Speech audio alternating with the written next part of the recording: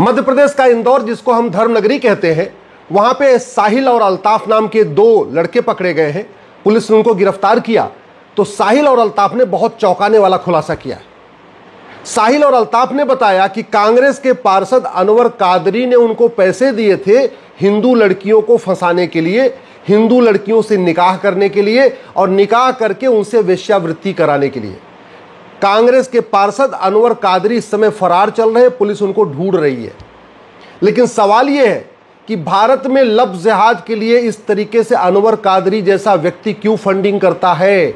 उसके मन में कानून का खौफ क्यों नहीं है? आखिर चीन का अनवर कादरी ऐसी फंडिंग क्यों नहीं करता? सिंगापुर का अनवर कादरी ऐसी लव जिहाद के लिए फंडिंग क्यों नहीं करता? चीन और सिंगापुर के साहिल और अल्ताफ फर्जी नाम से अकाउंट बना के वहां की बेटियों को क्यों नहीं ट्रैप करते और भारत में क्यों ट्रैप कर रहे? मैं बार बार कह रहा हूं, लव जिहाद हमारे लिए बहुत बड़ा खतरा है। साल में 5 लाख बहन बेटियां गायब हो रही हैं और 5 लाख में से 3.5 लाख लव जिहाद का शिकार हो रही है। रिपोर्टिंग बहुत कम है, एफआईआर बहुत कम है, क्योंकि वो बेटी भी परेशान हो जाती है बार बार पुलिस की पूछताछ से, मुकदमों में तारीख के कारण। और माता पिता भी सोचते हैं चलो लव जिहाद में भले फंस गई है, लेकिन अगर हम मुकदमा कराएंगे इससे शादी विवाह कोई नहीं करेगा, समाज इसको स्वीकार नहीं करेगा। इसलिए माता पिता भी खून का घूंट पीते रहते हैं, वो बेटी भी खून का घूंट पीती रहती है और लव जिहाद जारी है।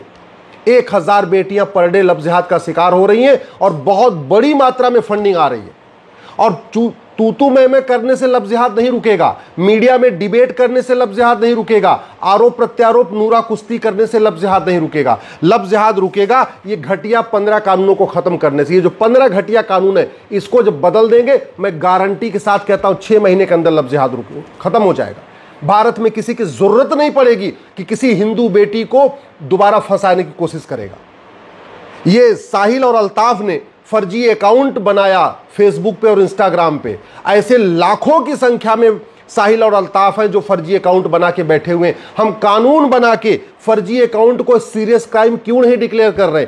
भारतीय न्याय संहिता में एक हम चैप्टर क्यों नहीं डाल दे रहे हैं और ये उसमें गंभीर अपराध घोषित कर दें कि जो फर्जी फेसबुक अकाउंट बनाएगा, फर्जी व्हाट्सएप अकाउंट बनाएगा, फर्जी जो है अपना इंस्टाग्राम पे अकाउंट बनाएगा, या कोई भी सोशल मीडिया में जो फर्जी अकाउंट बनाएगा उसको 10 से 20 साल सजा होगी। ऐसा कानून हम क्यों नहीं बना रहे?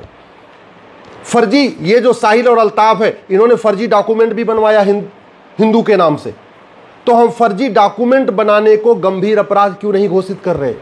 हम भारतीय न्याय संहिता में एक नया chapter offence relating to cheating, fraud, forgery क्यों नहीं इसमें डाल देते? Offence relating to cyber fraud एक नया चैप्टर क्यों नहीं डाल देते?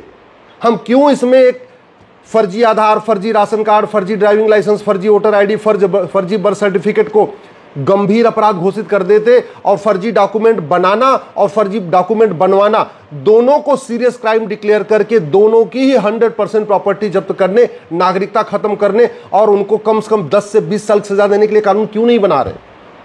लव जिहाद गारंटी के साथ रुक जाएगा। मैं ये गारंटी लेता हूं, 6 महीने के अंदर रुक जाएगा। किसी की जरूरत नहीं पड़ेगी नाम बदलने की, किसी की जरूरत नहीं पड़ेगी फर्जी अकाउंट बनाने की, किसी की जरूरत नहीं बनेगी अपनी फर्जी पहचान दिखाने की, लेकिन कानून बदलना पड़ेगा। तू मैं से बात नहीं बनेगी। अब समय आ चुका है कि सोशल मीडिया को सीधे अकाउंट नंबर से इसको कनेक्ट किया जाए और एक व्यक्ति एक प्लेटफॉर्म पे केवल एक ही अकाउंट बना पाए और अपने असली नाम से अकाउंट बने।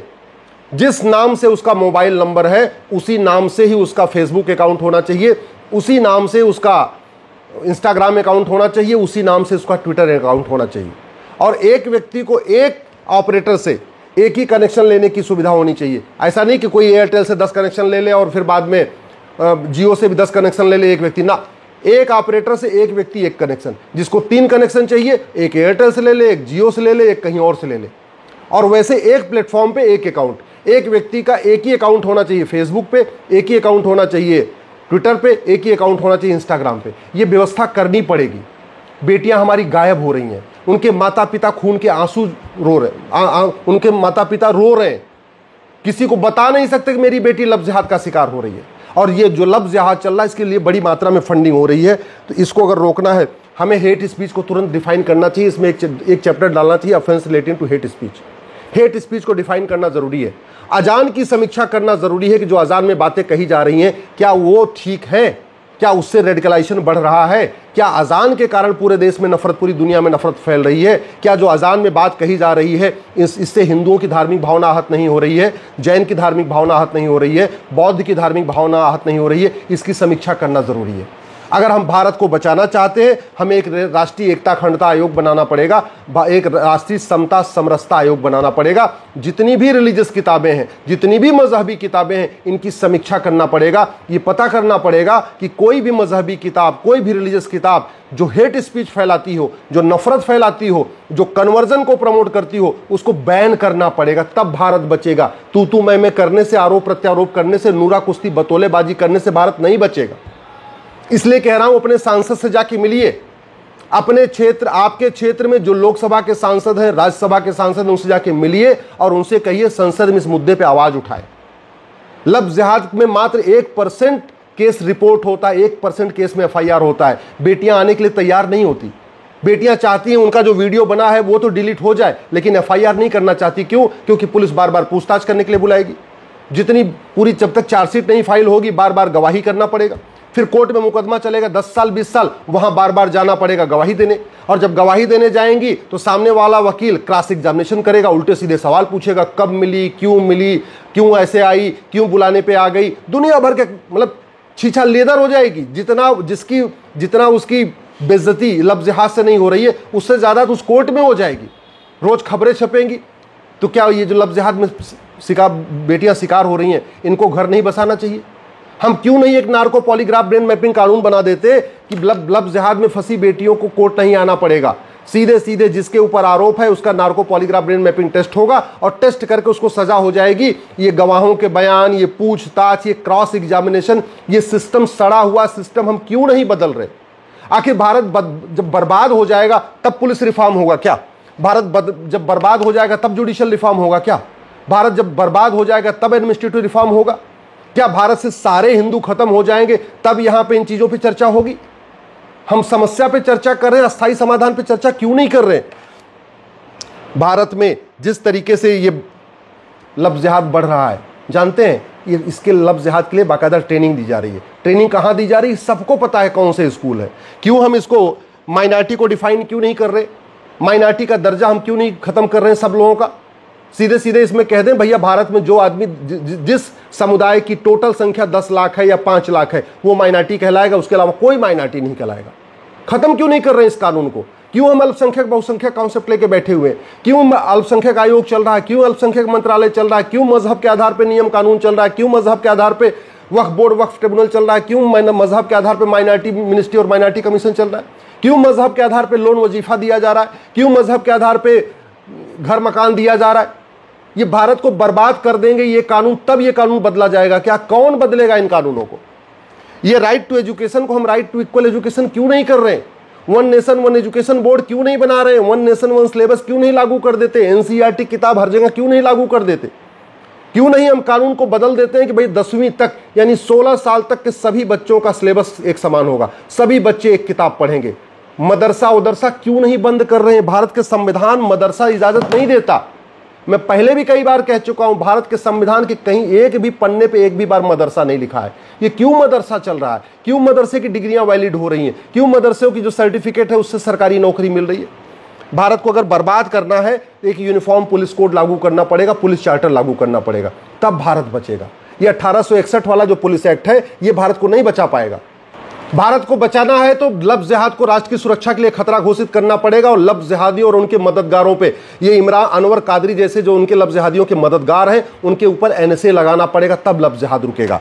अगर भारत को बचाना है तो लफ्ज़ जिहाद को अनलॉफुल एक्टिविटी डिक्लेयर करना पड़ेगा और लफ्ज़ जिहादियों और उनके मददगारों पर यूएपीए लगाना पड़ेगा। भारत को बचाना है तो लफ्ज़ जिहादियों और उनके मददगारों पर ऑर्गेनाइज क्राइम की धारा लगाना पड़ेगा, मकोका लगाना पड़ेगा, गुजकोका लगाना पड़ेगा। अगर भारत को बचाना है तो लफ्ज़ जिहादी और उनके मददगारों की नागरिकता खत्म करना पड़ेगा। ये कानून महा सड़ा हुआ है, इसलिए आज तक किसी की नागरिकता जा नहीं रही है। लफ्ज़ जिहाद की जो सबसे बड़ी फंडिंग है वो भारत में जो भ्रष्टाचार है उसका वो मूल कारण है। जानते हैं, जो लफ्ज़ जिहाद से पीड़ित हैं वो माता पिता सामने आते नहीं, और जो लफ्ज़ जिहादी हैं उनके पास इतनी फंडिंग है कि बाद में वो थाने में पैसा देके और धारा कमज़ोर करा लेते हैं, गवाहों को खरीद लेते हैं। तो जब तक भ्रष्टाचार नहीं खत्म होगा लफ्ज़ जिहाद खत्म नहीं होगा। ये लब जिहादियों की फंडिंग काले धन से हो रही है और भारत में बड़ी मात्रा में काला धन पैदा हो रहा है और उसका मूल कारण है घटिया ब्लैक मनी एक्ट।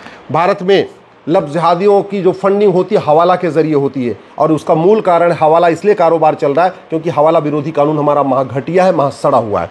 भारत में लब जिहादियों को बेनामी फंडिंग होती है।